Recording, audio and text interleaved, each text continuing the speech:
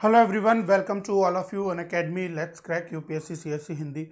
देखिए दोस्तों, आज हम बात करेंगे आपके प्रस्तावना के प्रियम्बल की, जो कि ना सिर्फ हमारे संविधान के लिए बहुत ज़्यादा महत्वपूर्ण है, बल्कि आपकी पूरा जो राजनीतिक व्यवस्था है, जो पूरा हमारा देश किस तरीके से किन सिद्धांतों पर आगे बढ़ेगा, उन सभी को आप यहाँ पर देख सकते हो। तो जिस तरीके से आप सभी का एक आईडी कार्ड होता है जो आप लोगों की पर्सनैलिटी को बताता है, बिल्कुल वैसे ही यहाँ पर जो आपके संविधान है उसकी आइडेंटिटी कार्ड के रूप में पहचाना जाता है हमारी प्रस्तावना। वैसे तो हम शुरुआत में सोच रहे थे कि ऐसा प्रस्तावना जैसा कोई मॉडल लेकर नहीं आए, बट ये बहुत ज़्यादा ज़रूरी है and it is a part of our basic structure. जो हमारी मूल अवधारणा है, जो आत्मा है संविधान की, उसका भाग भी ये है। तो चलिए आज जानते हैं कि इनमें से कौन कौन से ऐसे टर्म हैं जिसका सही मतलब आपको पता होना चाहिए, क्योंकि जब आप इसका सही अर्थ समझ लेंगे तो मुख्य परीक्षा मेंस के बहुत सारे क्वेश्चन आपके इन बेसिक फिलॉसफी पर आधारों पर ही खत्म हो जाएगी। क्योंकि जो संविधान की फिलॉसफी है, जो पूरे हमारे राजतंत्र की जो फिलॉसफी है, वो इसी प्रस्तावना से होकर निकलती है। तो guys let's start friends. I am S K Sharma. I have 6+ years teaching experience, 2 times UPSC interview, 4 times UPSC mains देने के बाद I also qualified state PSC exam. देखिए दोस्तों, अनअकैडमी जहां पर आप रियल टाइम मैनर में काफ़ी इनोवेटिव तरीके से इंडिया के बेस्ट एजुकेटर से पढ़ सकते हो। यहाँ पर आपको 15,000 से भी ज़्यादा कोर्सेज करने का पूरा मौका मिलता है और 2 तरीके के सब्सक्रिप्शन आप यहाँ पर ले सकते हो। एक है आइकॉनिक और दूसरा है प्लस सब्सक्रिप्शन। अगर आप 1 साल का प्लस सब्सक्रिप्शन लेते हैं, जिसमें आपको live classes, test series, unlimited practice और कंप्लीट स्ट्रक्चर्ड शेड्यूल अवेलेबल होगा, तो यहाँ पर 1 साल का सब्सक्रिप्शन 49,500 रुपये में आप ले सकते हो। बट अपने पैसे बचाओ और सही गाइडेंस पाओ, इसीलिए आपको एक रेफरल कोड यूज़ करना चाहिए, जो कि है S S live. Referral code use करो तो 1 साल का सब्सक्रिप्शन आपका 44,550 में आप ले सकते हो, और 2 साल का सब्सक्रिप्शन आप 64,800, और 3 साल का सब्सक्रिप्शन आप 81,000 81,000 में ले सकते हो। और गाइज, अगर आप बिल्कुल ज़ीरो से प्रिपरेशन को कर रहे हो, बिल्कुल ज़ीरो से चीज़ों को स्टार्ट करना चाहते हो, तो यहाँ पर आप आइकॉनिक सब्सक्रिप्शन ले सकते हो। क्योंकि आइकॉनिक सब्सक्रिप्शन में आपको एक पूरी टीम गाइड करती है, पूरा पर्सनलाइज्ड फीडबैक आपको दिया जाता है। तो इस पर्सनलाइज्ड फीडबैक के लिए आपका जो 1 साल का सब्सक्रिप्शन है, वो SS live SSLIVE referral code के साथ आप 62,550 में ले सकते हो। 2 साल का सब्सक्रिप्शन आप 96,300 में ले सकते हो, और अगर आप 3 साल का सब्सक्रिप्शन लेना चाहते हैं तो ये आप 1,26,900 में ले पाएंगे। तो इस तरीके से आप 1, 2, 3 साल के आइकॉनिक सब्सक्रिप्शन भी ले सकते हो। सभी मोस्ट पॉपुलर ऑप्शनल्स हैं आपके, जो कि अनअकैडमी पर अवेलेबल हैं। इन सभी ऑप्शनल्स को आप कर सकते हो अनअकैडमी के साथ, एक बेहतरीन प्लेटफॉर्म के साथ। तो 1 साल का जो आपका ऑप्शनल कोर्स है, वो SS लाइव रेफरल कोड के साथ 24,750, और 2 साल का कोर्स आपका 36,000 में आपको अवेलेबल हो सकता है। तो इसे आप यहाँ पर देख सकते हो। गाइज, इसी तरीके से आपके जो डेली मेरी प्रीलिम्स बूस्टर सेशन होते हैं, वो आपके सुबह 11 बजे होते हैं। तो आप डेली प्रीलिम्स बूस्टर सेशन, जिसमें हमारा कंप्लीट न्यूज़ एनालिसिस किया जाता है, क्योंकि लाइव सेशंस अभी आपके यूट्यूब पर हो नहीं पा रहे हैं, इसीलिए डेली स्पेशल क्लास में आप आ सकते हो प्रीलिम्स बूस्टर सेशन में, डेली सुबह 11 बजे। ठीक है, तो don't miss that class because it is very very important. तो इसे बिल्कुल भी मिस मत कीजिएगा। चलिए दोस्तों, तो बात करते हैं हमारे संविधान की प्रस्तावना की।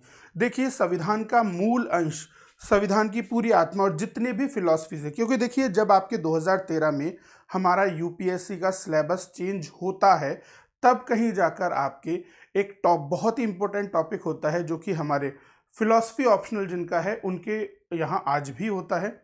वो टॉपिक है आपके संविधान का दर्शन, कॉन्स्टिट्यूशनल फिलॉसफी, कि किस आधार पर, क्या सोच के, क्या दृष्टिकोण के आधार पर हमारे संविधान को रचा गया, किन किन मूलभूत चीज़ों को इसमें डाला गया। तो उन्हीं चीज़ों को कहते हैं कॉन्स्टिट्यूशनल फिलॉसफी, जो टॉपिक अभी आपके सिलेबस में नहीं है, पर पहले ये हुआ करता था। तो उसी चीज़ को, उसी पूरी कॉन्स्टिट्यूशनल फिलॉसफी का सबसे बड़ा और सबसे महत्वपूर्ण अंग है हमारी प्रस्तावना। ये हमारे संविधान के एक आइडेंटिटी कार्ड जैसे हैं। संविधान का कोई भी नियम, कायदा, कानून, कोई भी अनुच्छेद, कोई भी धारा, कोई भी क्लॉज ले लो, वो कहीं ना कहीं आपके प्रस्तावना की कही हुई बातों को दर्शाती हुई नजर आएंगी। तो जिस तरीके से आपका आइडेंटिटी कार्ड आपका नाम, पता, घर, एड्रेस, आपके सभी चीज़ों को बता देता है, बिल्कुल वैसे ही हमारे संविधान की जो भी सारी महत्वपूर्ण चीज़ें हैं उन चीज़ों को यहाँ पर आपके बता दिया जाएगा। तो चलिए देखते हैं दोस्तों कि क्या है हमारे इस संविधान की इस मुख्य आयाम में। तो गाइस, सबसे पहले बात करते हैं इसकी पृष्ठभूमि की कि क्या बैकग्राउंड रहा, कहाँ से हमारे पास ये चीज़ें देखने को मिलती हैं। तो फर्स्ट ऑफ ऑल सबसे पहले प्रस्तावना जो है वो संविधान का परिचय है। तो संविधान का जो परिचय है वह आपके प्रस्तावना है। तो संविधान के परिचय, आपके जो संविधान के जो परिचय हैं, हमारे संविधान के परिचय अथवा भूमिका को ही प्रस्तावना कहते हैं। It is the complete essence of constitution. ये आपके संविधान का सार है। और संवैधानिक विशेषज्ञ हैं N.A. पालकीवाला ने प्रस्तावना को संविधान का परिचय पत्र कहा है। It is the identity card of constitution. तो ये हमारे आइडेंटिटी कार्ड ऑफ कॉन्स्टिट्यूशन के रूप में जाने जाते हैं। संविधान को शुरुआत में संविधान की प्रस्तावना का आधार है उद्देश्य प्रस्ताव, जो कि हमारे स्वाधीनता संग्राम के वक्त आपके जो ऑब्जेक्टिव रेजोल्यूशन पास किया गया था जवाहरलाल नेहरू जी के द्वारा, उसी उद्देश्य प्रस्ताव को आधार बना के संविधान को रचा गया। क्योंकि जब हमें आपके डोमिनियन स्टेटस से निकलकर इंडिपेंडेंट स्टेटस दिया जा रहा था, हमें रूलिंग करने के लिए जब हमारे जो ब्रिटिश सरकार थी वो मान गई थी, तब वहाँ पर क्या क्या उद्देश्य होने चाहिए हमारे स्वतंत्रता के, हमारे संविधान के क्या उद्देश्य होने चाहिए, देश के क्या उद्देश्य होने चाहिए, इन सभी को ऑब्जेक्टिव रेजोल्यूशन अर्थात उद्देश्य प्रस्ताव के रूप में रखा गया। और वही उद्देश्य प्रस्ताव हमारे संविधान की प्रियम्बल अर्थात प्रस्तावना का आधार बनते हैं। तो 1976 में जब 42वां संविधान संशोधन हुआ आपका, उसमें कुछ नए तत्व भी जोड़े गए हैं जो कि अक्सर आपके प्रीलिम्स में आते रहते हैं, जैसे कि समाजवादी, धर्मनिरपेक्ष और अखंडता। ये तीन शब्द यहाँ पर याद रखिएगा आप, ये कई बार एग्जाम में पूछे गए हैं। खासकर बच्चों को समाजवादी और धर्मनिरपेक्षता जैसे जो वर्ड हैं वो तो समझ में आ जाते हैं और वो याद भी रहते हैं, परंतु जो हमारी अखंडता है, इस शब्द को अधिकांश बच्चे एग्जाम में भूल जाते हैं। तो उस चीज को याद रखिएगा, अखंडता शब्द आपको नहीं भूलना है। सेक्युलरिज्म, सोशलिज्म एंड जो आपके अखंडता है, सॉवरेंटी, ये शब्द हमारे यहाँ पर 42वें संविधान संशोधन 1976 जिसे मिनी कॉन्स्टिट्यूशन ऑफ इंडिया कहा जाता है, वहां पर आपके जोड़े गए हैं। तो देखिए दोस्तों, प्रस्तावना की बात करें तो प्रस्तावना को पहले हमें एक बार पढ़ लेना चाहिए, फिर इसके तत्वों को समझेंगे और फिर इसके एक एक शब्द का क्या मतलब है उसे गहराई से जानना जरूरी होगा। तभी आप जो भी हमारे संविधान के हर आक्षेप हैं, हर पहलू हैं, उसे आप समझ पाएंगे। तो सबसे पहले यहां पर लिखा गया है कि हम भारत के लोग, ध्यान रखिएगा, हम भारत के लोग, हम भारत के लोग से मतलब क्या हो जाता है आपका, यहां पर हम भारत के लोग, हम भारत के लोग भारत को एक संपूर्ण प्रभुत्व संपन्न समाजवादी, पंथ निरपेक्ष, लोकतांत्रात्मक गणराज्य बनाने तथा उसके समस्त नागरिकों को, यानी कि प्रस्तावना में साफ साफ कहा गया है कि जो मेन पावर है लोगों के पास है, वो किसी भी, जैसे कि हमारे सभी नियम कानूनों में संविधान ही सर्वे सर्वा है, संविधान ही सबसे बड़ा है, तो बिल्कुल वैसे ही हमारे संविधान से भी ऊपर आपके जहाँ से मेन शक्ति हमारे पूरे संविधान को मिलती है, पूरे राज्य को मिलती है, पूरे देश को मिलती है, वो है आपके संविधान के लोग, यानी कि भारत के लोग। तो मेन पावर क्या हो गई आपके भारत के लोगों के, और यही शब्द भारत के लोग हमारे इस पूरे संविधान को, पूरे भारत की राजनीतिक प्रणाली को लोकतंत्रात्मक डेमोक्रेटिक बनाते हैं। तो भारत क्या है, एक प्रभुत्व संपन्न होगा, आपके संपूर्ण प्रभुत्व संपन्न होगा, समाजवादी, पंथ निरपेक्ष और लोकतंत्रात्मक गणराज्य बनाने के लिए हमें सभी भारत के नागरिकों को क्या क्या दिया जाएगा, सामाजिक, आर्थिक और राजनीतिक न्याय मिलेगा। 3 प्रकार के न्याय होंगे, सोशल, इकोनॉमिक एंड पॉलिटिकल, तीनों प्रकार के न्याय दिए जाएंगे। धर्म के अंदर अगर बात की जाए तो विचार, अभिव्यक्ति और विश्वास, धर्म और उपासना की स्वतंत्रता हमें मिलेगी। ऐसे ही प्रतिष्ठा और अवसर की समता मिलेगी, कि बिल्कुल आपके अवसर की समता, सभी को ध्यान रखिएगा, समानता शब्द यहां पर नहीं है, अवसर की समता। यूपीएससी ने कई बार क्या कहा कि प्रस्तावना के निम्नलिखित अंग में से कौन सा है, कौन सा नहीं है, ये बताओ, और उनमें लिख दिया गया अवसर की समानता, समता की जगह। और बच्चे अक्सर गलत कर आए और फिर कहते हैं कि सर ये तो हमारा सही था। देखो, समानता और समता में बहुत बड़ा अंतर है, इसे हम पहले के लेक्चर्स में क्लियर कर चुके हैं कि समान परिस्थितियों के अंदर दी गई समानता को समता कहते हैं। अगर समान परिस्थितियां नहीं हैं तो हम गरीब लोगों को कुछ सहायता दे सकते हैं और अमीर लोगों से कुछ चीजें ले सकते हैं, वो फिर समानता नहीं होगी, वो समान परिस्थितियों में ही समानता लागू होगी। तो अवसर की समता यहां पर है। तो इसीलिए अवसर की समता प्राप्त करने के लिए तथा उन सब में व्यक्ति की गरिमा, राष्ट्र की एकता, अखंडता सुनिश्चित करने वाली बंधुता को बढ़ाने के लिए हमें कार्य करना होगा। और यहां पर यह भी लिखा गया है कि 26 नवंबर 1949 के अंदर मार्ग शीर्ष शुक्ल सप्तमी को, ध्यान रखिएगा, मार्ग शीर्ष, ये हिंदी का भी कभी कभार पूछ लिया जाता है, मार्ग शीर्ष शुक्ल सप्तमी को संवत 2006 विक्रमी संवत के अंदर आपके इसे अंगीकृत, अधिनियमित और आत्म समर्पित या फिर आत्मपरिपित किया गया है। तो इसमें से कुछ महत्वपूर्ण शब्द हैं जो कि आपको याद होने चाहिए। तो मैं ये कहूंगा कि कुछ भी चीज बेशक आप यूपीएससी में ना रटो, पर आपको ये संविधान की जो उद्देशिका है, ये जो प्रस्तावना है, इसका एक एक शब्द बाई राइम रटा होना चाहिए।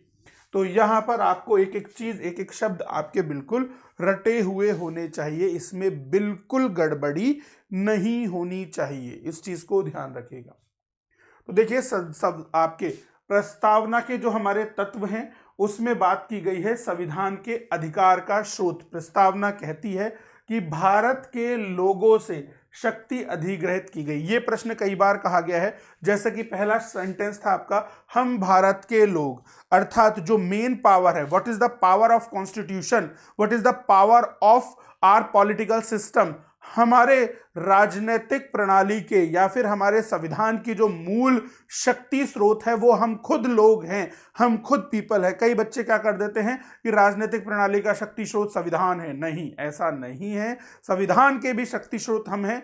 तो आपके लोग ही सब कुछ डिसाइड करते हैं, क्योंकि इट इज डेमोक्रेसी। और जैसा कि अब्राहम लिंकन ने कहा था कि लोगों के द्वारा समर्पित जो पूरी प्रणाली है वही लोकतंत्र है, by the people for the people for, तो आपके ये डेमोक्रेटिक है। तो हमारे संविधान भारत के लोगों से शक्ति अधिकृत करता है। ये प्रश्न कई बार प्रीलिम्स में पूछा जा चुका है, तो ध्यान रखना, संविधान को शक्ति कहां से मिलती है, लोगों से। कोई लोकसभा या फिर राज्यसभा या फिर राष्ट्रपति कोई शक्ति नहीं देता, लोग, पीपल्स से आपके यहां पर शक्ति हमें मिलती है। और भारत की प्रकृति यह घोषणा करती है कि भारत की प्रकृति कैसी है। ध्यान रखना, संविधान का अधिकार हमें पता चल गया, लोग, और आपके भारत की प्रकृति कैसी है कि हमारे राजनीतिक प्रकृति कैसी है कि भारत एक संप्रभु, समाजवादी, पंथ निरपेक्ष, लोकतांत्रिक व गणतांत्रिक राज व्यवस्था वाला देश है। तो कोई भी आपसे पूछे what is the nature of political system of India, तो सिंपल सी बात है, भारत की राजनीतिक प्रकृति जो है, भारत की जो प्रकृति है वो है संप्रभु, पंथ निरपेक्ष, समाजवादी, लोकतांत्रिक और गणतांत्रिक राज व्यवस्था। तो इस प्रकार की पॉलिटी, इस प्रकार की राज व्यवस्था हमारे भारत की है। तो ये चीजें हमें प्रस्तावना में ही पता लगती हैं। ऐसे ही फिर बात की गई है संविधान के उद्देश्य की, कि भैया हमने संविधान बनाया क्यों, what is the reason of constitution, हम क्यों संविधान बनाना चाहते थे। तो बात आती है कि हम यहां पर न्याय स्थापित करना चाहते हैं, सामाजिक, आर्थिक और राजनीतिक न्याय, स्वतंत्रता चाहते हैं, धर्म की अभिव्यक्ति की स्वतंत्रता, समता चाहते हैं, आपके इक्विटी हम चाहते हैं कि सभी लोगों को अपने अवसर की समता मिले और बंधुत्व का विकास हो। तो these are the objective of our constitution. ये हमारे संविधान के उद्देश्य हैं, जो कि हमें प्रस्तावना उद्देशिका से ही पता लगती है कि हमें न्याय चाहिए, स्वतंत्रता चाहिए, समता चाहिए और बंधुत्व चाहिए। तो ये सारे ऑब्जेक्टिव हैं कि हमारा संविधान ऐसा होगा जिसमें ये सभी चीजें होंगी।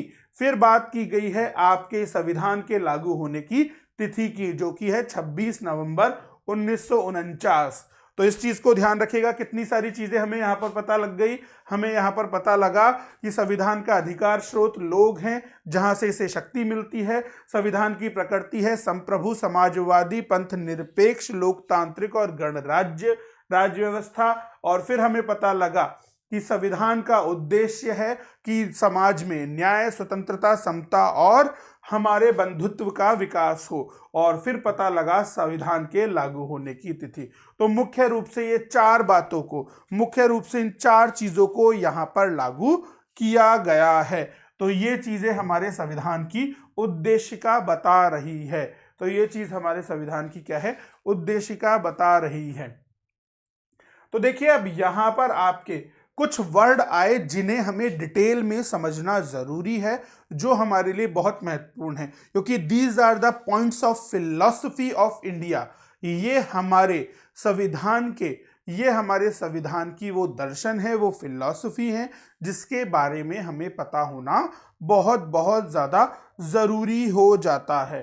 तो देखिए यहां पर हमारे वो शब्द हैं, संप्रभुता का मतलब क्या है, समाजवादी, धर्मनिरपेक्ष, लोकतांत्रिक, गणराज्य, न्याय, स्वतंत्रता, समता और बंधुत्व का क्या क्या मतलब है, यह हमें समझना है। तो सबसे पहले बात करते हैं सॉवरेनिटी, सॉवरेनिटी ऑफ पार्लियामेंट या सॉवरेनिटी ऑफ इंडिया, संसद की संप्रभुता। तो संप्रभुता का मतलब होता है भारत न तो किसी अन्य देश पर निर्भर है और न ही किसी अन्य देश का डोमिनियन है।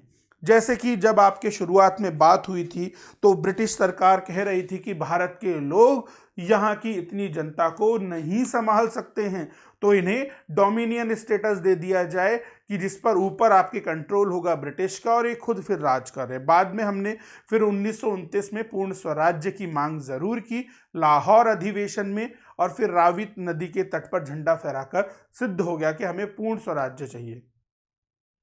वैसे ही यहां पर संप्रभु का मतलब है हमारे कोई से भी नीति नियम कानून हो, कोई द्विपक्षीय संधि हो या फिर कोई अंतर्राष्ट्रीय वार्ता हो या फिर कोई वैश्विक ग्रुप के अंदर जैसे G20, G7, G8 इन सभी में हमारा जो भी पक्ष है उन सभी पक्षों के लिए भारत पूर्ण रूप से स्वयं जिम्मेदार है। भारत किसी पर भी निर्भर नहीं है, किसी की भी बात हम माने ना माने ये हमारा ही मत होगा, आपके कोई भी हमें इन चीज़ों पर बाधित नहीं कर सकता है। तो इस तरीके से आपके संप्रभु शब्द का मतलब है भारत न तो किसी अन्य देश पर निर्भर है और न ही किसी देश के अंडर में है, डोमिनियन है। तो दिस इज द ये आपका मतलब है सॉवरेनिटी का, ठीक है, सॉवरेनिटी का ये आपका मतलब है संप्रभुता का। फिर ऐसे ही आपके कुछ और अन्य शब्दों में हमारे सामने आता है कि भारत, ध्यान रखिएगा संप्रभुता का पूरा मतलब क्या हो गया, भारत के ऊपर न तो कोई शक्ति है और कोई शक्ति भारत के ऊपर नहीं है, यह अपने आंतरिक और बाहरी मामलों का निस्तारण स्वयं करेगी, अपनी स्वतंत्रता के साथ करेगी, कोई भी आपके यहाँ पर इसे डिपेंड नहीं कर सकता। भारत पूर्ण रूप से क्या करेगा, अपने आंतरिक और बाहरी मामलों का निस्तारण करेगा। तो ये चीज़ आपको बिल्कुल क्रिस्टल क्लियर पता होनी चाहिए कि भारत पूर्ण रूप से स्वयं अपने आंतरिक और बाहरी मामलों का निस्तारण करता हुआ नजर आएगा। तो ये चीज आपको क्लियर हो जानी चाहिए। फिर देखिए जो हमारा 42वां संविधान संशोधन हुआ, इसमें आपके एक वर्ड जोड़ा गया था समाजवादी। क्या मतलब है समाजवादी वर्ड का, तो देखिए लोकतंत्र जो होते हैं वो दो तरीके के समाजवाद को अपनाते हैं। समाजवाद दो तरीके के होते हैं, एक होता है लोकतांत्रिक समाजवाद और एक होता है साम्यवादी समाजवाद, ठीक है। जिसे राज्याश्रित समाजवाद भी कहा जाता है। तो देखिए, भारत का जो समाजवाद है वो है लोकतांत्रिक समाजवाद। हम साम्यवाद, कम्युनलिज्म या फिर आपके राज्याश्रित स्टेट ओन्ड सोशलिज्म पे विश्वास नहीं करते। हमारा जो समाजवाद का स्रोत है वो जनता है, लोकतंत्र है, डेमोक्रेसी है, राज्य की नहीं चलती। क्योंकि देखो, राज्याश्रित समाजवाद या फिर साम्यवादी समाजवाद में क्या होता है कि जो राज्य सरकारें हैं, यानी कि जो केंद्र है, जो भी सरकार होगी वही चीजों को डिसाइड करती है। साम्यवाद या फिर राज्याश्रित समाजवाद में क्या होता है, सभी लोगों को समान माना जाता है और सरकारें कुछ ऐसे नियम बना देती हैं कि सभी लोगों की इनकम सेम होगी, सभी लोगों के अपने निर्णय सेम होंगे। एक तरीके से आप अगर ज्यादा मेहनत भी करते हो तो भी ज्यादा इनकम नहीं कमा सकते, क्योंकि कहीं ना कहीं सरकार आपको रोक लेगी। मतलब एक ट्रू कंपटीशन आपका नहीं हो पाएगा, क्योंकि हर जगह सरकारी हस्तक्षेप इतना ज्यादा होगा कि आपकी व्यक्तिगत जो स्वतंत्रता है उसका कहीं ना कहीं हनन होने लग जाएगा। क्योंकि साम्यवाद में क्या होता है कि जो अमीर लोग होते हैं उनसे पैसा छीन छीन के गरीब लोगों को दे दिया जाता है ताकि इक्वल हो जाए। तो भारत ऐसे समाजवाद की, ऐसे साम्यवाद की अगुवाई नहीं करता है। भारत करता है लोकतांत्रिक समाजवाद की अगुवाई। लोकतांत्रिक समाजवाद का मतलब है मिश्रित अर्थव्यवस्था, कि जिसमें हमारे समाजवाद जो होगा उसके अंदर आपके राज्य के जो मुक्त हस्त है, बाजार के जो प्राइस, जो भी वस्तुएं हैं उनकी चीजें भी चलेंगी, मार्केट में जितनी डिमांड है, सप्लाई है, उसके हिसाब से भी मूल्य निर्धारित होंगे और राज्य सरकारें भी कुछ हस्तक्षेप करेंगी। जैसे कि हमारे इंडिया के अंदर जो मिश्रित अर्थव्यवस्था है उसमें आरबीआई राज्य के मुक्त हस्तक जो हस्त है उसी के आधार पर जो मांग और आपूर्ति का चक्र चलता है उसे डिसाइड करता है आरबीआई मौद्रिक नीति के अनुरूप। और ऐसे ही जो आपके राज्य सरकार यानी कि केंद्र सरकार है वह राजकोषीय नीति के अनुरूप, जैसे कि बजट हो गया, इकोनॉमिक सर्वे हो गया और भी बहुत सारे अधिनियम आते रहते हैं, उन सभी के आधार पर हम निर्धारित कर लेते हैं कि किस तरीके से आपके प्राइस ऊपर नीचे होंगी, कहाँ किसको कितना पैसा मिलेगा, इनकम टैक्स किस पर ज्यादा लगेगा, किस पर कम लगेगा। तो वो मिश्रित अर्थव्यवस्था का गुण है। तो हमने क्या किया, लोकतांत्रिक समाजवाद के अंदर राज्य के हाथ में भी कुछ पावर दी, बट इतनी पावर नहीं दी कि कोई किसी का विकास ही ना होने दे और किसी की व्यक्तिगत स्वतंत्रता खत्म हो जाए। वो नहीं होगा। राज्य सरकारें यानी कि केंद्र सरकारें थोड़ा बहुत हस्तक्षेप करेंगी राजकोषीय नीति के अनुरूप, पर जो बाजार के डिमांड एंड सप्लाई है उसके अनुसार भी स्वतंत्र रूप से लोकतंत्र यानी कि लोग खुद अपने वस्तुओं के मूल्यों को निर्धारित करेंगे अपनी मांग और आपूर्ति के अनुरूप। तो इसीलिए भारत में जो समाजवाद है it is democratic socialism, it is लोकतांत्रिक समाजवाद, ना कि साम्यवाद या राजाश्रित समाजवाद। तो हमारे भारत में क्या है, लोकतांत्रिक समाजवाद है, तो इसे ध्यान रखिएगा। फिर देखिए, बात आती है लोकतांत्रिक समाजवाद का उद्देश्य क्या होगा, गरीबी, उपेक्षा, बीमारी और अवसर की असमानता को खत्म करना। तो देखिए, हमारे 20 पॉइंट प्रोग्राम और बहुत सारे गरीबी निवारण प्रोग्राम चले हैं। उपेक्षा में हमने बात की गई है अनटचेबिलिटी को खत्म करने की, अनुच्छेद 17 के अंदर आपकी जो अस्पृश्यता है उसे खत्म करने की बात हुई है। बीमारी और अवसर की असमानता को खत्म करने की बात अनुच्छेद 16 में की गई है।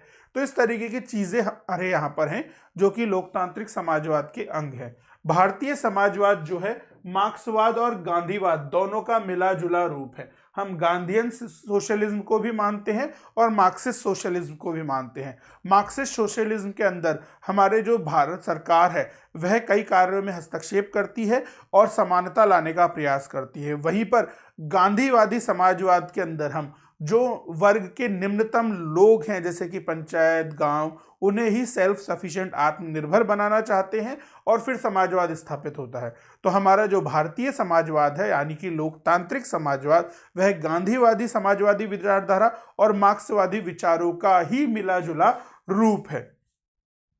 फिर देखिए, हमारा थोड़ा सा जो समाजवादी प्रतिक्रिया है उसे तब लचीला बनाया गया जब हमने निजीकरण को थोड़ा सा आगे बढ़ा दिया। तो जब 1991 में आपके सुधार होते हैं उदारीकरण, निजीकरण और वैश्वीकरण के, तो उस के अंदर हमारी समाजवादी प्रतिक्रिया थोड़ी सी लचीली बन गई, क्योंकि यहाँ पर हमें ज़रूरत थी एक बेहतरीन कंपटीशन की, और वो बेहतरीन कंपटीशन हमें सिर्फ और सिर्फ आपके बेहतर कंपटीशन के माध्यम से ही मिल सकता था। तो उस कंपटीशन के लिए हमने क्या किया, आपके जब बीओपी क्राइसिस हो चुकी थी, पीवी नरसिंहा राव जी की सरकार थी, आपके मनमोहन सिंह जी वहाँ पर फाइनेंस मिनिस्टर हुआ करते थे, तो उस टाइम पर हमें आपके वित्तीय संकट से निकलने के लिए आईएमएफ की शर्तों पर हमें उदारीकरण, वैश्वीकरण और निजीकरण को लेकर आना पड़ा। तो सरकारी हस्तक्षेप थोड़ा कम हुआ, और यानी कि सरकारी हस्तक्षेप कम हुआ यानी कि समाजवाद थोड़ा सा लचीला और कम हुआ, और आपके कंपटीशन और जो निजीकरण है, जो कैपिटलिज्म है, वो थोड़ा सा इंक्रीज हो जाता है। तो ये चीज़ें हमारे 1991 के बाद में समाजवाद थोड़ा सा कमज़ोर होकर आपके पूंजीवाद को बढ़ाता हुआ यहाँ पर नज़र आता है। फिर देखिए एक दूसरी शब्द है हमारे पंथ निरपेक्ष या धर्म निरपेक्ष, सेक्युलरिज्म। तो देखिए सेक्युलरिज्म क्या होता है, देखिए मेनली हमारे पास जो चीजें हैं, जो हमारे पास धर्मनिरपेक्षता है उसके दो कॉनोटेशंस होते हैं। आपके सेक्युलरिज्म की दो विचारधाराएं होती हैं हमारे पास, एक होती है पॉजिटिव और एक होती है नेगेटिव। तो देखो पॉजिटिव विचारधारा में क्या होते हैं, जिसे भारत मानता है सकारात्मक अवधारणा, कि जिसमें हम सभी धर्मों को समान भाव से मान लेते हैं। हम मानते हैं कि किसी भी धर्म को कोई भी फॉलो करे, हमें कोई प्रॉब्लम नहीं है। भारत सरकार सभी प्रकार के धर्मों को मानने की और सभी प्रकारों के धर्म की अभिव्यक्ति की पूर्ण स्वतंत्रता देती है, जिसे हम अनुच्छेद 25 से अनुच्छेद 28 में देख सकते हैं। वहीं पर कुछ विदेशी सरकारें जैसे कि फ्रांस और बाकी कुछ ऐसे राष्ट्र हैं जो कि इसकी नकारात्मक अवधारणा को मानते हैं। वो कहते हैं कि कोई भी राज्य आपके यानी कि केंद्र कभी भी किसी भी धर्म को मान्यता नहीं देगा, उनके लिए सभी धर्म का कोई अस्तित्व ही नहीं है, वो किसी धर्म को नहीं मानते हैं। तो यहाँ पर जैसे कि फ्रांस है और भी जो विदेशी सरकारें हैं, वो किसी भी धर्म को ना मानने की वकालत करती हैं, तो नकारात्मक अवधारणा को प्रस्तुत करती हैं। वहीं पर भारत क्या है, आपके सकारात्मक अवधारणा को प्रस्तुत करता है और सभी धर्मों को मान लेता है। तो देखिए ये जो धर्मनिरपेक्ष या पंथ निरपेक्ष शब्द है, यह 42वें संविधान संशोधन अधिनियम 1976 से आपके जोड़ा गया था। तो यहाँ पर हमारे ये संविधान के अनुच्छेद 25 से 28 में धार्मिक स्वतंत्रता की बातें की गई हैं। भारत में क्या है, सभी धर्म समान हैं और उन्हें सरकार से समान समर्थन प्राप्त है। यानी कि धर्म निरपेक्षता की, पंथ निरपेक्षता की भारत आपके पॉजिटिव कॉनोटेशन दे रहा है। तो ये चीजें हमारे यहाँ पर हमें दे रही हैं। तो देखिए यहाँ पर आपके क्या किया है हमने, आपके पॉजिटिव कॉनोटेशन अपनाइए। जबकि देखो तुम्हारे फ्रांस में अभी क्या हो रहा है, फ्रांस में एक नियम आया, माना कि जब फ्रेंच रिवॉल्यूशन हुआ था तो धर्मनिरपेक्षता और ऐसे महत्वपूर्ण शब्द फ्रांस की क्रांति से ही निकले थे।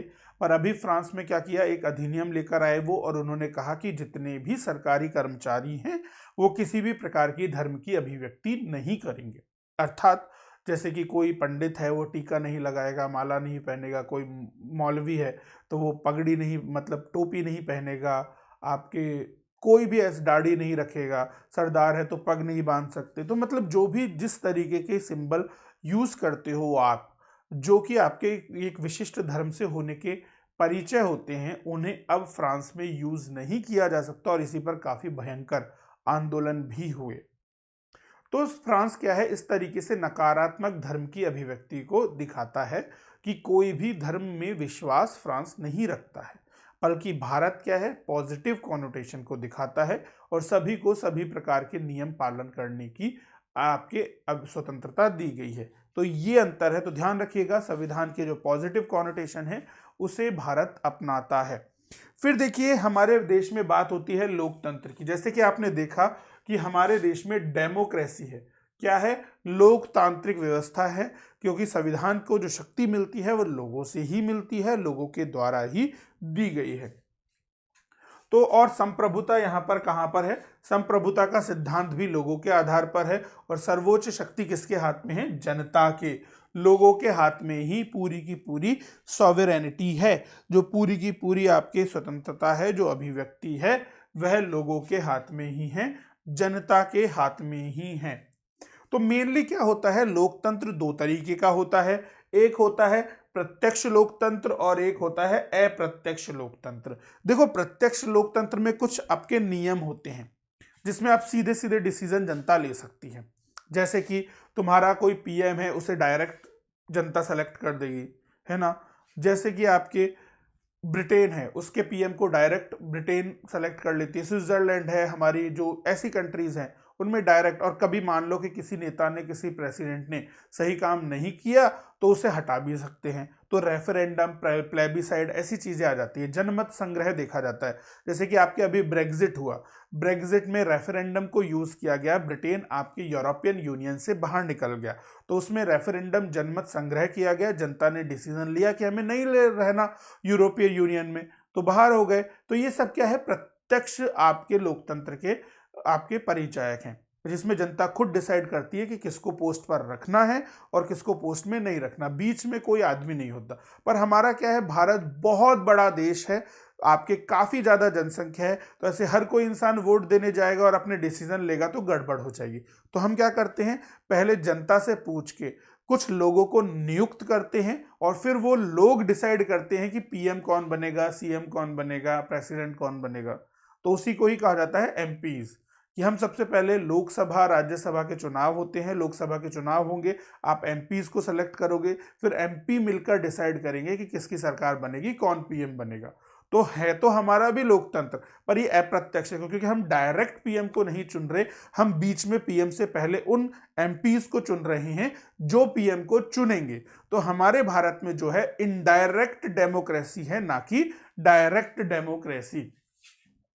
तो हमारे भारत में क्या है, आपके प्रत्यक्ष लोकतंत्र में क्या होते हैं, लोग अपनी शक्ति का इस्तेमाल प्रत्यक्ष रूप से करते हैं, जैसे कि रेफरेंडम, जनमत संग्रह या फिर परिप्रच्छा, इनिशिएटिव। इनिशिएटिव में क्या होता है, आपके जैसे कि किसी ने कोई काम ढंग का नहीं किया, मान लो कोई एमएलए, किसी ने काम ढंग का नहीं किया, तो जनता एक इनिशिएटिव स्टार्ट करेगी और उसको पद से हटा देगी, वो होता है इनिशिएटिव। ऐसे ही होता है प्रत्यावर्तन, कि तुम्हारे कोई ढंग का आदमी नहीं है तो रिकॉल करके वापस प्रत्याशी को वापस बुला लो कि इस आदमी पर भरोसा नहीं है, ये इलेक्शन हरवाएगा, वापस बुला लो, है ना। और जनमत संग्रह, प्लेबिसाइड, जो कि ब्रेग्जिट में हुआ। तो ध्यान रखिएगा, यहां पर प्रीलिम्स के क्वेश्चन आते हैं। इंपॉर्टेंट है कि हमारे प्रत्यक्ष लोकतंत्र के कौन कौन से औजार हैं, कौन कौन से हथियार हैं। तो नाम आएगा परिप्रच्छा, रेफरेंडम, पहल, इनिशिएटिव, प्रत्यावर्तन, प्रत्याशी को वापस बुलाना, रिकॉल, और आपके जनमत संग्रह, प्लेबिसाइड। तो ये जो चारों टूल हैं, ये प्रत्यक्ष लोकतंत्र के टूल हैं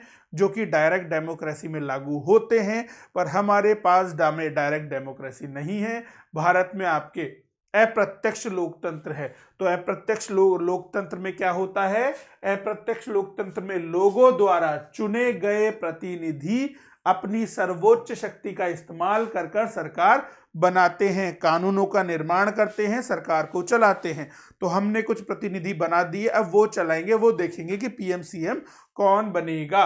तो इस प्रकार के लोकतंत्र को प्रतिनिधित्व लोकतंत्र भी कहते हैं। क्या कहते हैं, हमारे लोकतंत्र को अप्रत्यक्ष लोकतंत्र या फिर रिप्रेजेंटेटिव डेमोक्रेसी भी कहा जाता है। आपके रिप्रेजेंटेटिव डेमोक्रेसी भी कहते हैं। क्या कहते हैं, रिप्रेजेंटेटिव डेमोक्रेसी, आपके रिप्रेजेंटेटिव डेमोक्रेसी कहा जाता है। और रही बात ये अप्रत्यक्ष लोकतंत्र, ये भी दो प्रकार का होता है, एक होता है संसदीय लोकतंत्र और एक होता है राष्ट्रपति लोकतंत्र, पार्लियामेंट्री डेमोक्रेसी और आपके प्रेसिडेंशियल डेमोक्रेसी। हमारे भारत में पार्लियामेंट्री डेमोक्रेसी है, जबकि अगर तुम बात करोगे अमेरिका की, तो अमेरिका में प्रेसिडेंट का आपका प्रेसिडेंशियल लोकतंत्र है, प्रेसिडेंशियल डेमोक्रेसी है। वहां पर प्रेसिडेंट को डायरेक्ट चूज कर लेते हैं और फिर वो अन्य लोगों को चूज कर आपका आगे काम हो जाता है। तो भारतीय संविधान में क्या है, प्रतिनिधि संसदीय लोकतंत्र है। तो हमारे यहाँ पर क्या है, रिप्रेजेंटेटिव पार्लियामेंट्री डेमोक्रेसी है। तो ये सब चीजें आपको पता होना चाहिए।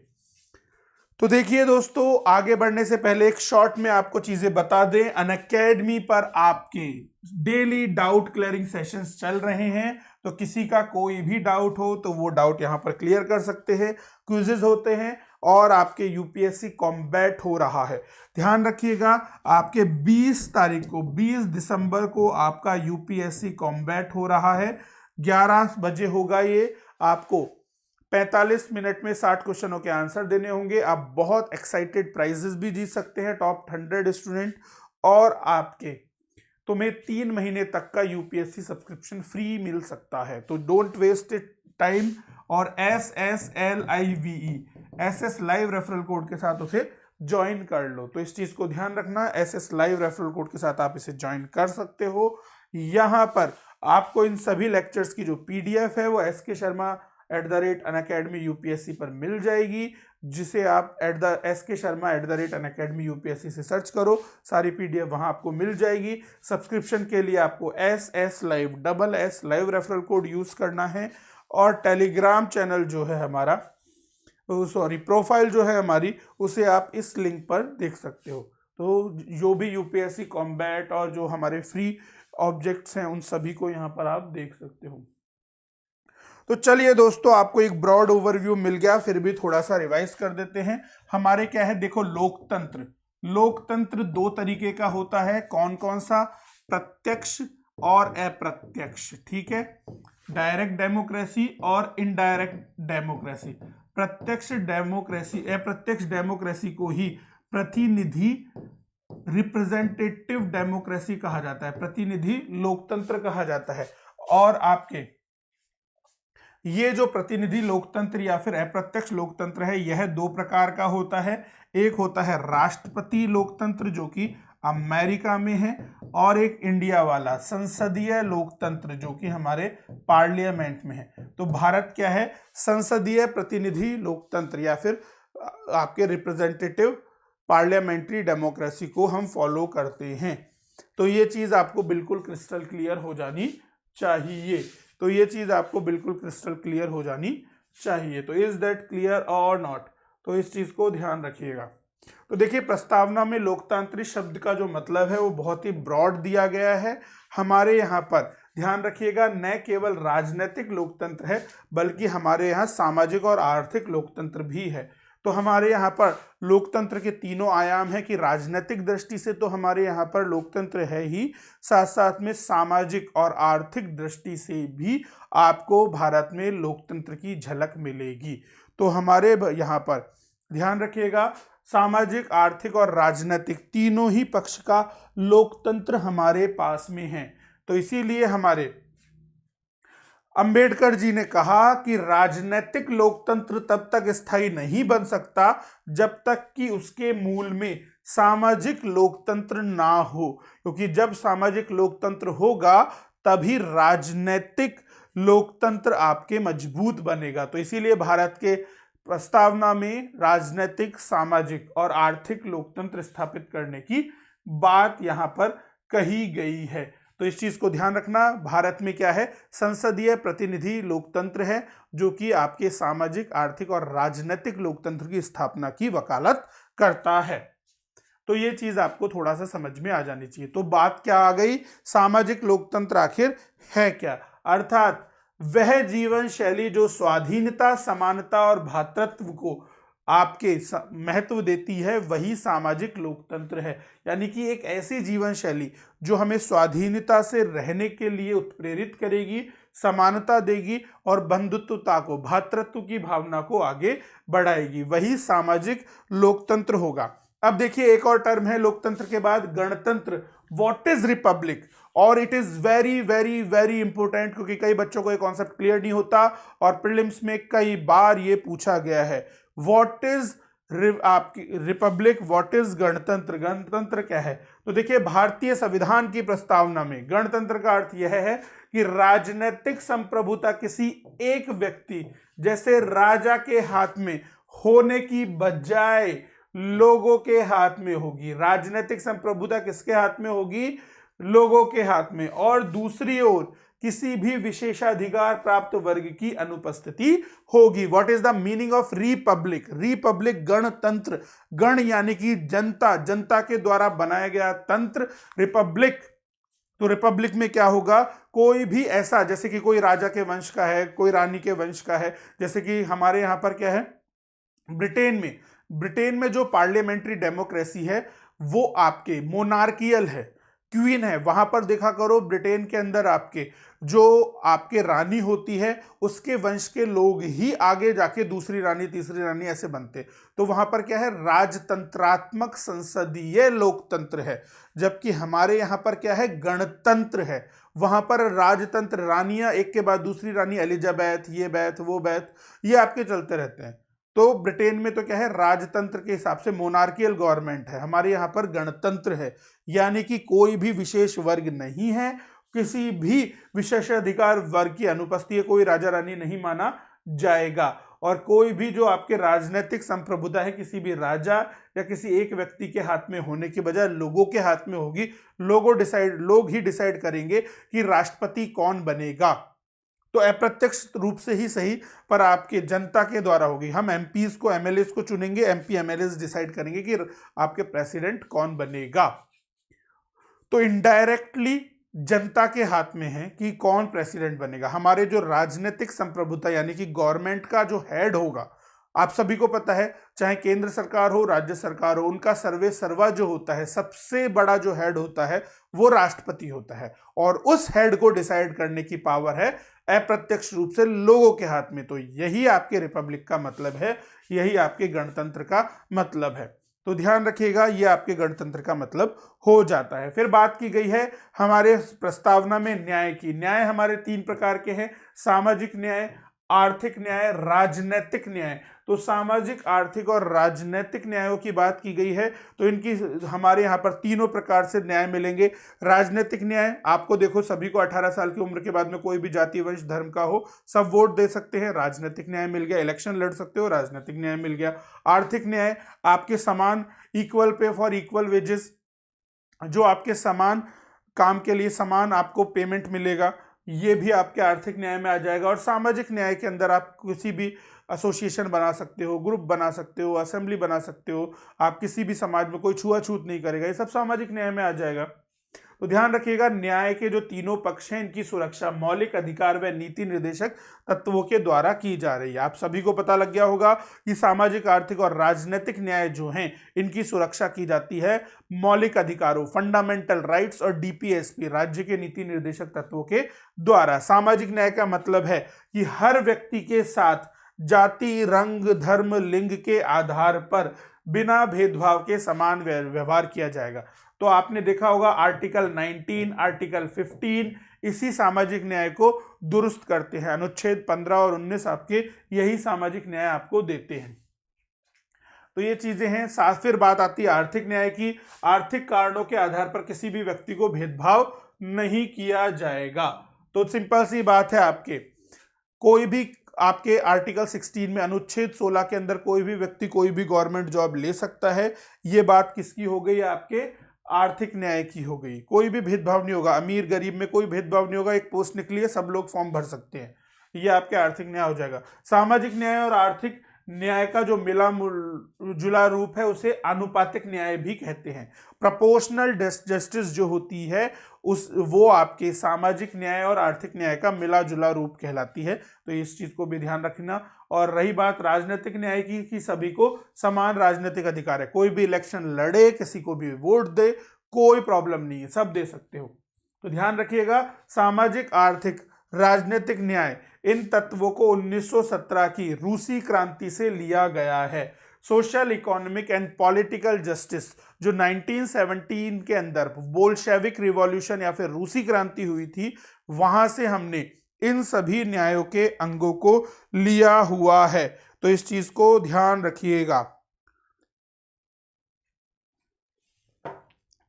तो ये सारी चीजें आपको पता होनी चाहिए। फिर देखिए, स्वतंत्रता वाला शब्द आ जाता है हमारा कि what is the meaning of freedom. तो फ्रीडम के बारे में आपको बिल्कुल क्लियर कट पता होना चाहिए कि what is freedom, what is the meaning of freedom.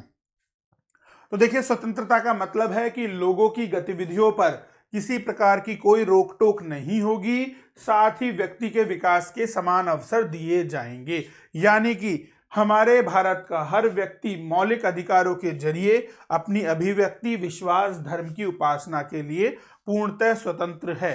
तो ध्यान रखिएगा, हमारे यहाँ पर स्वतंत्रता का मतलब है मन से, शारीरिक लक्षणों से और सामाजिक प्रवृत्ति से स्वतंत्रता। तो स्वतंत्रता, समता और बंधुत्व, ये तीनों जो आदर्श हैं, ये फ्रांस की क्रांति से लिए गए हैं। फ्रेंच रिवॉल्यूशन से स्वतंत्रता की बात हुई है, पर हमने इसमें कुछ चेंजेस किए हैं ऑब्वियसली। पर यहाँ पर हमारे पास जो फ्रीडम है, ये फ्रेंच रिवॉल्यूशन, फ्रांसीसी क्रांति से लिए गए हैं। तो समता, बंधुत्व और स्वतंत्रता, इक्विटी, फ्रीडम और फ्रेटर्निटी, जो तीनों वर्ड हैं वो आपके फ्रांस की क्रांति से लिए गए हैं। तो इस चीज को ध्यान रखना, ये चीजें हमारे फ्रांस की क्रांति से ली गई हैं। फिर देखिए दोस्तों, समता की बात करते हैं। सबसे पहले, समाज में किसी भी वर्ग के लिए विशेषाधिकारों की अनुपस्थिति और बिना किसी भेदभाव के हर व्यक्ति को समान अवसर मिलना आपका एक अंग है समता का। वहीं पर आपके हर व्यक्ति की स्थिति और अवसर की समता होनी चाहिए कि अगर कोई भी आपके अमीर है, जैसे कि मान लो कि कोई भी पिछड़ा वर्ग नहीं है सामाजिक और शैक्षणिक दृष्टि से, तो फिर वो समान स्थिति में है, फिर उसे समान माना जाए। पर अगर कोई बहुत ही ज़्यादा पिछड़ा हुआ है, पहले उसे दलित माना गया, बहुत ज़्यादा आपके ऐसी व्यवस्थाएं कर दी गई कि वो इक्वल आपके आगे बढ़ ही नहीं सकता था, तो फिर वो समान नहीं है। तो समान परिस्थितियों में समानता को ही समता कहेंगे। तो समता के 3 आयाम होते हैं: राजनैतिक समता, नागरिक समता और आर्थिक समता। हम इकोनॉमिक इक्विटी, राजनीतिक पॉलिटिकल इक्विटी और नागरिक इक्विटी, सिटीजन बेस्ड इक्विटी देंगे। तो ये सारी चीजें हमारे भारत में समता की तो बात हो ही गई। फिर अगला पॉइंट आता है बंधुत्व, फ्रेटर्निटी।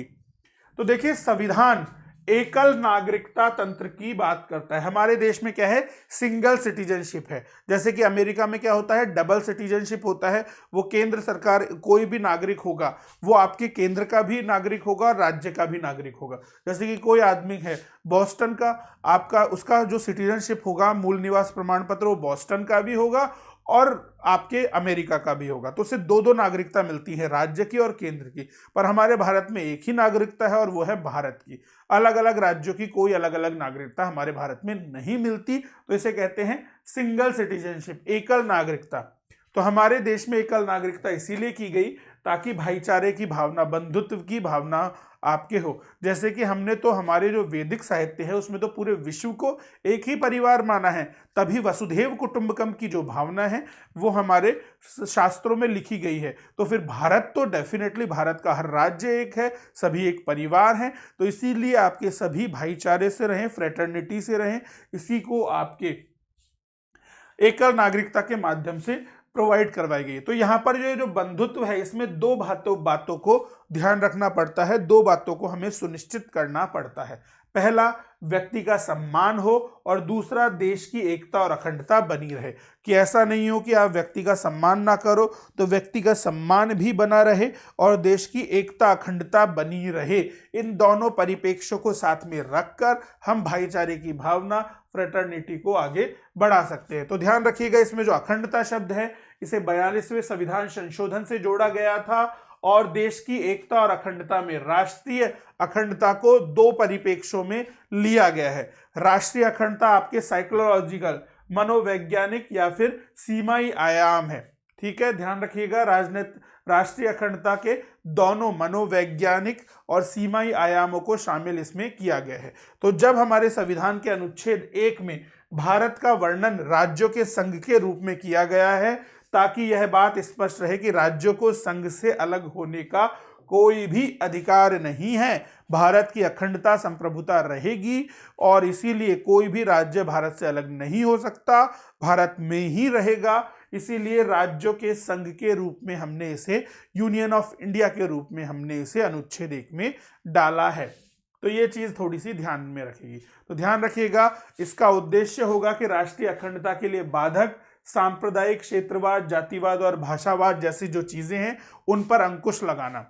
अनुच्छेद 1 में और जो आपके बंधुत्व की अवधारणा प्रस्तावना में दी गई है वो इसीलिए दी गई है ताकि बंधुत्व हमारे इसमें पूर्णतः रहे, आपके बंधुत्व पूर्णतः हमारे संविधान में रहे। ताकि आपके कोई भी सांप्रदायिकता है, कोई भी दंगे करवा रहा है, कोई भी अलगाववाद फैला रहा है, कोई भी आपके जातिवाद भाषावाद को फैला रहा है, तो उसका प्रभाव हमारे ऊपर नहीं पड़े और हम आपके राष्ट्रीय अखंडता के लिए प्रतिबद्ध रहे। इसी चीज को यहाँ पर दिखाया गया है। तो ये राष्ट्रीय अखंडता का ही उद्देश्य है जो कि अनुच्छेद 1 और हमारे प्रस्तावना में दिखाया जाता है। तो दोस्तों ध्यान रखिएगा कि this is a high time to give your best shot, क्योंकि सिर्फ और सिर्फ 6 महीने आपके एग्जाम में बचे हैं। 27 जून को आपका एग्जाम है, तो don't waste time. If you crack UPSC prelims तो you can join champions batch. 6 महीने का चैंपियंस बैच आपके जो कि जस्ट अभी स्टार्ट हुआ है, इसे आप ज्वाइन कर सकते हो। हिंदी, इंग्लिश और बाइलिंगुअल तीनों मीडियम में आपके बैचेस अवेलेबल हैं।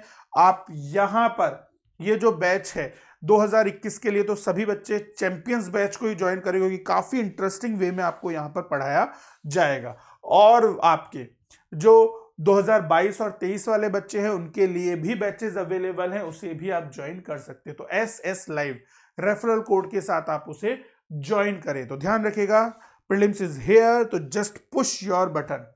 चलिए तो दोस्तों वापस बात करते हैं हमारे प्रस्तावना के थोड़े से महत्व की। ठीक है, तो थोड़े से महत्व की बात हम यहां पर कर लेते हैं। तो प्रस्तावना का महत्व क्या है?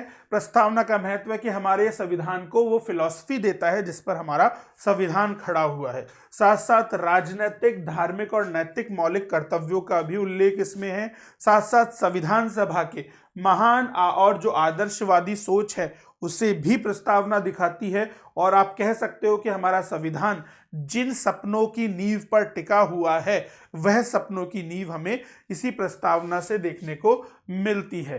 ठीक है, इसीलिए हमारे जो अल्लादी रामकृष्णन हैं, हमारे अल्लादी रामकृष्णन अय्यर जो हैं, अल्लादी कृष्ण स्वामी अय्यर जो हैं, उन्होंने कहा है कि भारत की इस प्रस्तावना हमारे दीर्घकालिक सपनों का विचार है, कि हमारे जो बहुत लंबे टाइम में जो सपने पूरे होंगे उन सभी का विचार हमारी प्रस्तावना है। ऐसे ही KM मुंशी जी कहते हैं कि हमारी संप्रभु लोकतांत्रिक गणराज्य का भविष्य फल है। तो प्रस्तावना क्या है? हमारे संप्रभु लोकतांत्रिक गणराज्य का भविष्य फल है, ऐसा KM मुंशी जी के द्वारा कहा गया है।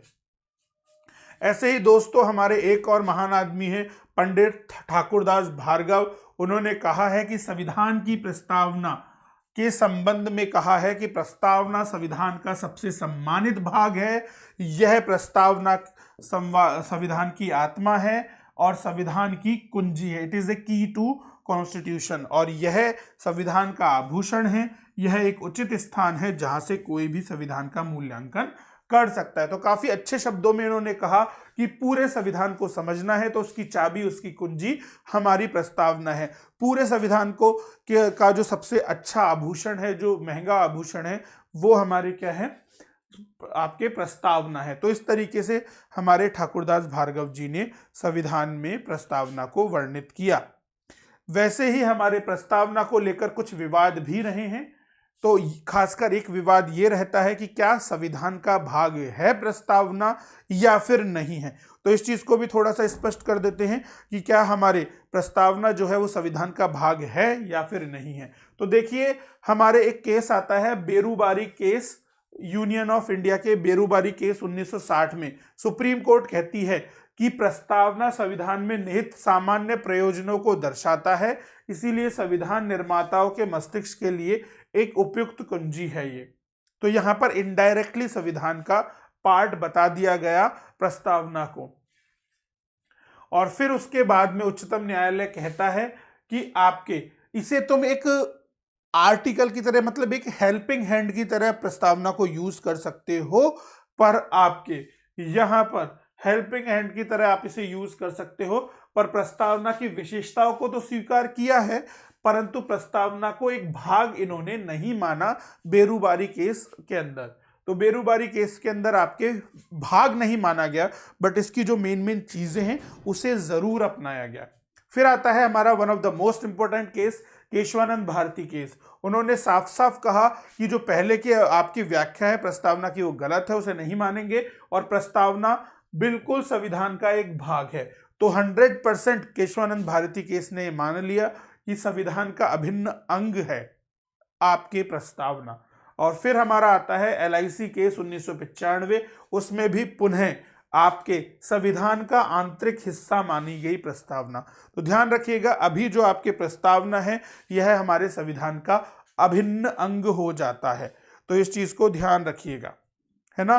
तो संविधान का अभिन्न अंग हो जाता है प्रस्तावना, तो इस चीज को याद रखिए। और देखिए कुछ महत्वपूर्ण तथ्य हैं जिनको फटाफट देख लेते हैं प्रस्तावना के बारे में। तो देखिए प्रस्तावना न तो विधायिका की शक्ति का स्रोत है और न ही उसकी शक्तियों पर प्रतिबंध है। प्रस्तावना किसी की शक्तियों का स्रोत नहीं है, आपके संविधान की शक्तियों का स्रोत सिर्फ जनता है। और यह गैर न्यायिक है, ये जस्टिशिएबल नहीं है, अर्थात इसकी व्यवस्थाओं को न्यायालय में चुनौती नहीं दी जा सकती। It is not justiciable. Kesavananda Bharati case में पहली बार आपके प्रस्तावना में संशोधन किए, कहा गया कि प्रस्तावना में संशोधन हो सकते हैं, और इसीलिए 73 के अंदर ये केस आता है कि प्रस्तावना को तुम चेंज कर सकते हो। 76 में 42वें संविधान संशोधन में हम संशोधन कर देते हैं। और संविधान की धारा 368 के तहत संशोधन अब आपके किया जा सकता है प्रस्तावना में, परंतु फिर भी जो बेसिक स्ट्रक्चर है, मूल भावनाएं जो हैं हमारे संविधान की, उसके नहीं बदला जाएगा। तो प्रस्तावना में संशोधन नहीं किया जा सकता है क्योंकि यह संविधान का भाग नहीं है। ऐसा जब पहले कहा जाता था उसे हटा दिया गया, और फिर आपके संविधान में अब आपके क्या है, परिवर्तन हो सकते हैं, संशोधन हो सकते हैं। ठीक है। तो फिर बाद में जैसे ही केशवानंद भारती केस में कहा कि संविधान का भाग है प्रस्तावना, तो फिर इसे अमेंडमेंट किया जा सकता है। ठीक है। पर ध्यान रखिएगा कि बशर्ते हमारे संविधान की जो मूल विशेषताएं हैं उसमें संशोधन नहीं होगा। संविधान की मूल विशेषताओं में बिना संशोधन किए आप इसे लागू कर सकते हो, इसमें संशोधन कर सकते हो। इस चीज को ध्यान रखिएगा। तो ये सारी चीजें यहां पर की गई, तो इसीलिए फिर आपके संशोधन किया गया और समाजवादी, धर्मनिरपेक्षता और अखंडता जैसे शब्दों को 42वें संविधान संशोधन में जोड़ा गया। तो guys this is all for today. और प्रस्तावना का इंपॉर्टेंट टॉपिक खत्म होता है। It is very very important for prelims point of view. तो ध्यान रखिएगा, यूपीएससी कॉम्बैट इज हेयर। तो आप यूपीएससी कॉम्बैट में भाग लें, एक्साइटिंग प्राइज जीतें। और 20 दिसंबर को 11 बजे ये यूपीएससी कॉम्बैट होगा, फ्री ऑफ कॉस्ट है, सभी बच्चे ज्वाइन कर सकते हैं। SS लाइव रेफरल कोड के साथ आप इसे ज्वाइन कीजिए। It is totally absolutely free. तो you can subscribe Unacademy with SS live referral code और you can join free combat. और देखो किसमें है कितना दम नेशनल लेवल पर, ये राष्ट्रीय स्तर पर कौन यूपीएससी के लिए है जिम्मेदार, इसमें कितना दम है। Just watch it with SS live referral code. So thank you to all of you guys. Happy learning to all of you.